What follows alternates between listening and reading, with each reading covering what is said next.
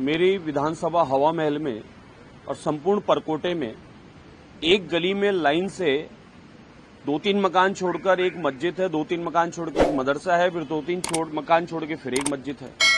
ऐसे अनगिनत मस्जिदें हैं। हमें कोई प्रॉब्लम नहीं है। कांग्रेस काल में गली गली में बनी है खूब सारी, ठीक है। सबकी अपना धर्म पद्धति, पूजा प्रार्थना करने का एक तरीका है, हमें उससे कोई आपत्ति नहीं है। लेकिन आजकल हम एक चीज कांग्रेस काल के समय से शुरुआत हुई थी, वो अभी कंट्रोल कर नहीं पा रहे हैं। वो भारी समस्या ये है कि वहां पर लाउड स्पीकर की आवाज को प्रतिदिन बढ़ाया जा रहा है और जो 4-6 एक मंजिल में होते हैं उसको 4 फिर दूसरी मंजिल में, फिर 4 तीसरी मंजिल में, कई जगह एक में 8-8 10-10 स्पीकर लगा दिए गए हैं। और आवाज जब हम निवेदन करते हैं कि साहब एक मापदंड है, कृपया इसको, जब इतने सारी एक साथ जब लाउड होता है तो पढ़ने वाले बच्चे, उनको दिक्कत आती है, माइग्रेन वालों को प्रॉब्लम आती है, आसपास स्कूल अस्पताल वालों को दिक्कत आती है। और उस क्षेत्र में जो बहुसंख्यक समाज के लोग, जो गिनती के जो बचे हैं, वो लोग हमें ये धमकी देते हैं कि महाराज जी आवाज थोड़ी कम कराओ, अन्यथा बंद कराने के लिए कोई नहीं कह रहा है, आवाज कम कराओ, हमें दिक्कत आ रही है, हम लोग शहर छोड़ देंगे, हमें दिक्कत आ रही है। ये शिकायत है, ऑन रिकॉर्ड है, वीडियो है मेरे पास में, ऑडियो है, मैं आप लोगों को दे सकता हूं। और उन कॉलोनी में वहां आ जाएं, आप अपना मीटर लगा लें, चेक कर लें। मैं जो कह रहा हूं उसमें सत्यता क्या है, मीटर लगाकर चेक कर लो। एक दिन कम करते हैं, दूसरे दिन शाम को तेज कर देते हैं। तो ये कबीले की जो प्रथा थी, पहले कबीले थे, कबीले में दूर आवाज लगानी पड़ती थी, माइक लगाना पड़ता था और बताना पड़ता था, और घड़ी भी नहीं थी उस जमाने में। अब न तो कबीला है और न घड़ी की कोई समस्या है, तो फिर इतनी लाउड करने की आवश्यकता क्या है। मैं सभी धर्मों का आदर करता हूं, पूजा प्रार्थना पद्धति का कोई भी किसी का तरीका है उसके प्रति पूरा सम्मान रखता हूं, मुझे कतई कोई आपत्ति नहीं है।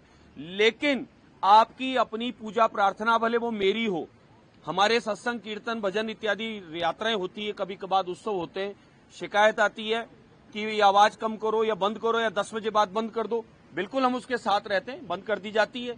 10 बजे बाद कोई फोन भी आता है कि ऐसे पुलिस वाले आए हैं, शिकायत आई है लाउड, भैया बंद कर दे, कानून है, नियम, उसका पालन कर। जब हम पालन करने को तैयार हैं तो फिर आप लोग उसकी आवाज को, जो एक मापदंड है, कृपया उसको कर दीजिए। इतना तेज लाउड करके अपनी प्रार्थना से किसी को और को समस्या उत्पन्न न हो, कृपया उस पर ध्यान दीजिए, यही मेरा निवेदन है। सिर्फ एक धर्म के स्थलों को लेकर आपत्ति या सभी धर्मों के लिए? मैं पुनः आपके सामने बोलता हूं, लाउड स्पीकरों के बारे में चर्चा की है मैंने। जो भी तेज आवाज में लाउड स्पीकरों में के माध्यम से कोई भी कार्यक्रम करता है, पढ़ने वाले बच्चों को उससे समस्या उत्पन्न होती है, माइग्रेन वालों को होती है, बीमारों को होती है, अस्पताल स्कूलों में होती है, एग्जाम के टाइम पे होती है। अब वो कोई धर्म हो सकता है, लाउड की बात हो रही है, लाउड स्पीकर, और सनातन में कोई भी 5, 8, 10 मंजिल बनाकर और प्रत्येक मंजिल में 4-4 भोंपू नहीं टेकता है और भोंपू की आवाज बार बार इस मशीन को ज्यादा तेज करने की कोशिश नहीं करता है और दिन में 5 बार नहीं करता है। कभी कभार कोई उत्सव त्योहार होता है सनातनियों का, कभी कभार कोई मेले होते हैं सनातनियों के, प्रतिदिन का ऐसा माहौल नहीं होता है। और फिर भी कहीं सनातनियों का भी होता हो और उस लाउड से उस क्षेत्र में कहीं किसी को समस्या है तो उसकी जिम्मेदारी है कि हम उसको कम करेंगे। महाराज जी, जोधपुर में कथावाचक हैं साध्वी प्रेम बाईसा, उनकी संदिग्ध हालत में मौत हुई है, कोई कह रहा है हत्या है, कोई कह रहा है सुसाइड है।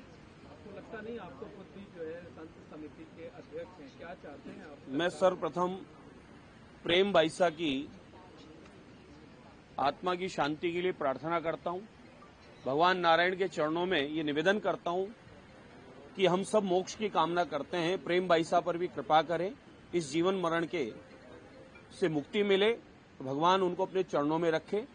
प्रेम बाईसा ने कम उम्र में सत्संग के माध्यम से, कथाओं के माध्यम से गो सेवा की है, जरूरतमंदों की सेवा की है, निर्धन बच्चियों की शिक्षा क्षेत्र में काम किया है और अनगिनत सत्संग के माध्यम से लोगों को, सनातनियों को सत्संग से जोड़कर और उन्हें विसंगतियां दूर करने का संदेश दिया है।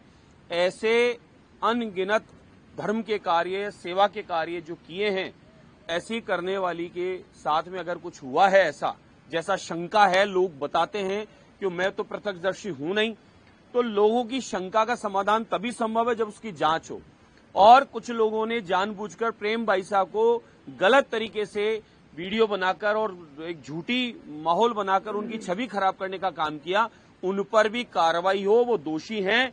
किसी की छवि आप बिना जाने पूछे कोई अपने पिता के साथ या गुरु के साथ या अपने रिश्तेदार के साथ में पारिवारिक तरीके से कोई रहता है, उसको इस तरीके से गलत प्रेजेंट करना, उसकी छवि को खराब करना, किसी की निजी जीवन में जाकर और उसे बदनाम करने का प्रयास करना, ये बिल्कुल अपराध है।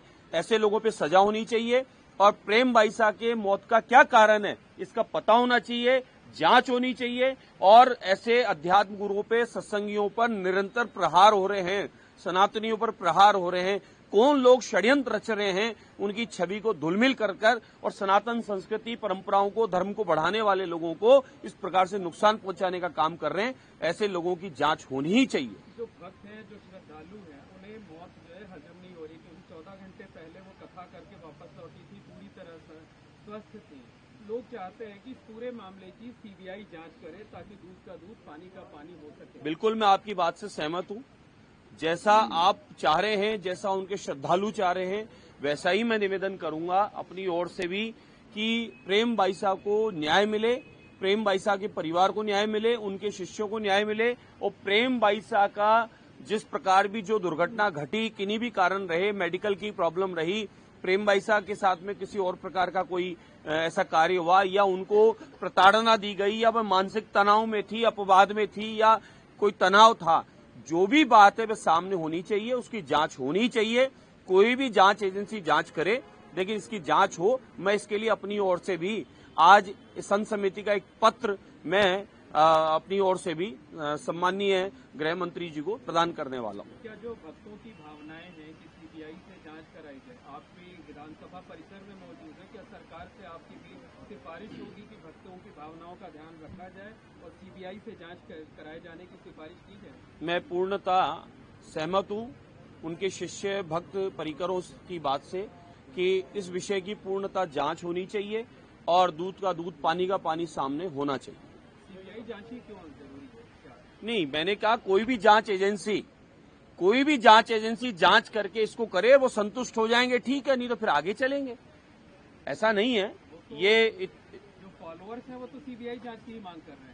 ठीक है, उनका दुख है, उनकी पीड़ा है, इस समय उनका मन अशांत है, उनकी बात वाजिब है। लेकिन एक बार हमें जो भी संस्था हमारी जांच जिसको तय किया है, एक बार वो जांच कर ले और वो आ जाए, फिर भी संतुष्ट नहीं होंगे।